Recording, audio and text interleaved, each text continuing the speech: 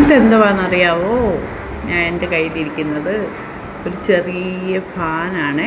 അപ്പോൾ ഈ അടുക്കളയിലൊക്കെ നിൽക്കുമ്പോൾ നമുക്ക് അടുക്കള ഫാനൊന്നുമില്ലല്ലോ. അപ്പോൾ ഇന്ന് ഞാൻ ഇങ്ങനെ നിന്ന് വിയർത്തോണ്ടിരുന്നപ്പോഴാണ് ഓർത്ത്, അയ്യോ അപ്പു എനിക്കൊരു ഫാൻ കൊണ്ട് തന്നായിരുന്നേ. എന്നിട്ട് അവൻ പറയുകയും ചെയ്തു, അമ്മ അടുക്കള നിൽക്കുമ്പം അമ്മയ്ക്ക്. പിന്നെ നമ്മൾ ഈ മേക്കപ്പൊക്കെ ചെയ്യുമ്പം പോകാതിരിക്കാൻ വേണ്ടിയൊക്കെ ഇങ്ങനെ മുഖത്തിങ്ങനെ ചെയ്യാം കേട്ടോ.